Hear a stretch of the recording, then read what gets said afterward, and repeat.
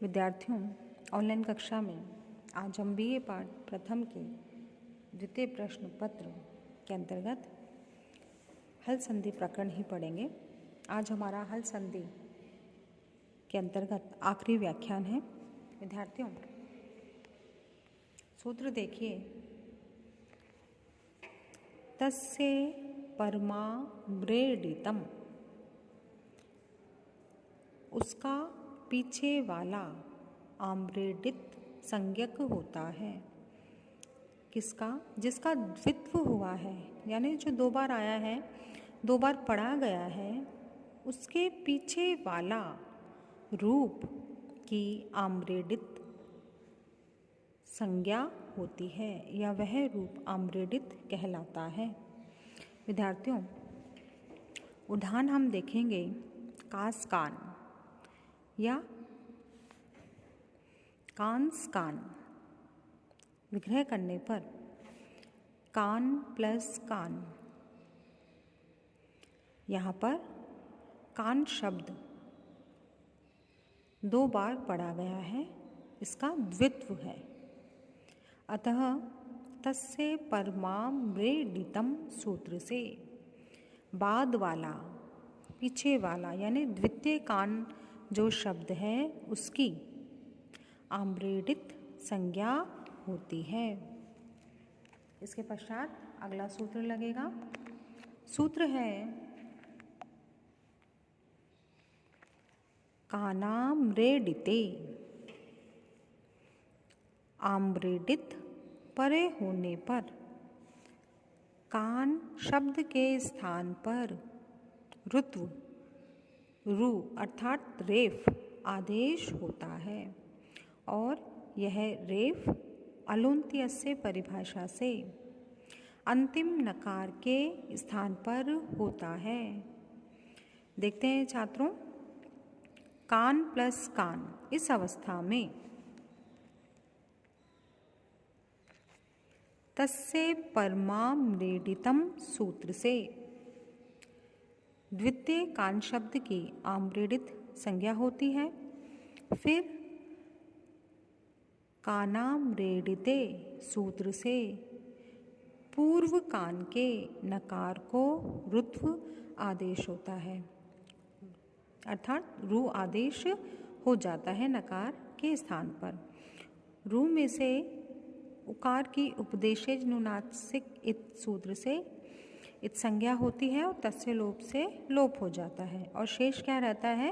रेफ। सूत्र लगेगा अगला, अत्रानुनासिकः पूर्वस्य तुवा। इस सूत्र से क्या हो जाता है? रेफ को अनुनासिक हो जाता है और खरवसानयोर विसर्जनीय सूत्र से रेफ को विसर्ग आदेश हो जाता है। विद्यार्थियों, समपुंगानाम सो वक्तव्यः, ये वार्तिक भी यहाँ लगेगा। इस वार्तिक से विसर्ग के स्थान पर सकार आदेश हो जाता है और इस प्रकार से जो रूप बनता है वो बनता है कांस कान, यानी का के ऊपर चंद्र बिंदु आप देख रहे हैं, का के ऊपर चंद्र बिंदु, सकार और कान, कांस कान।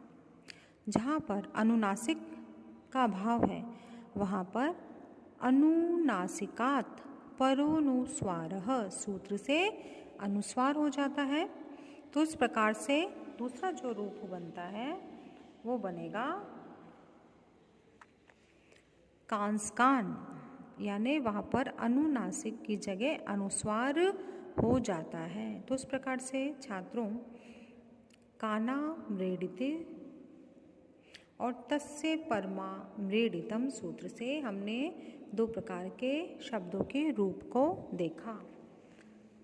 अगले सूत्र की ओर हम चलते हैं। सूत्र है छे च, यानी संहिता के विषय में छकार परे होने पर ह्रस्व का अवयव तुक यानी तकार हो जाता है। उदाहरण से समझते हैं, शिवत छाया हो जाता है। उदाहरण से समझते हैं। शिवत छाया, विग्रह करेंगे शिव प्लस छाया।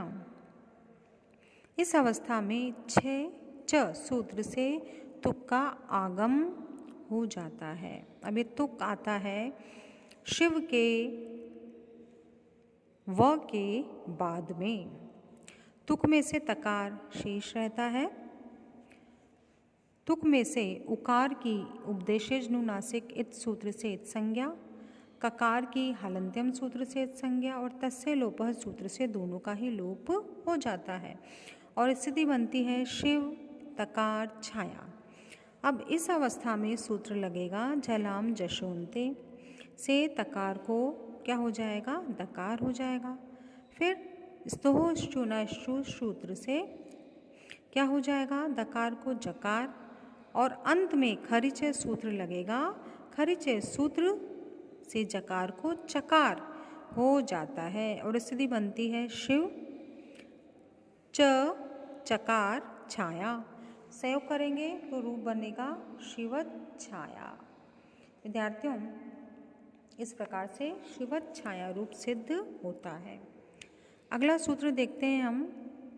पदांतात वा।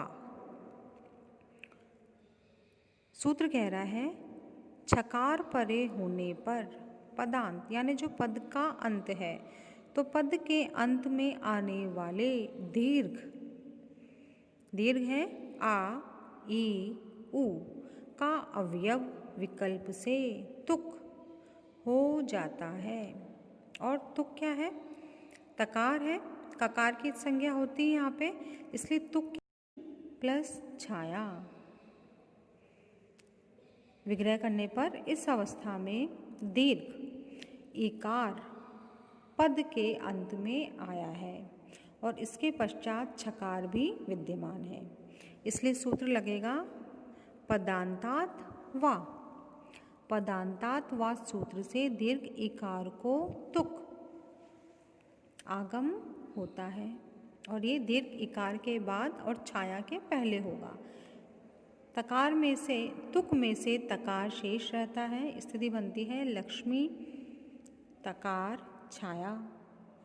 और इसी प्रकार से यहाँ पर ये तीनों सूत्र भी लग जाएंगे। जलाम जशोन्ते, फिर स्तोह श्चुनाश्चु और अंत में खरिचय सूत्र से क्या हो जाएगा, जकार को तकार आदेश हो जाएगा और स्थिति बनेगी लक्ष्मी च छाया।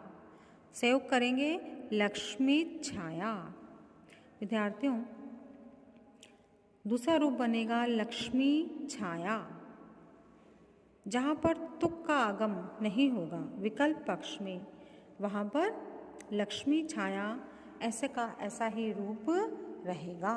तो विद्यार्थियों, हल संधि हमारी यहीं समाप्त होती है। अगले व्याख्यान में हम किताब पाठ्य पुस्तक शुरू करेंगे।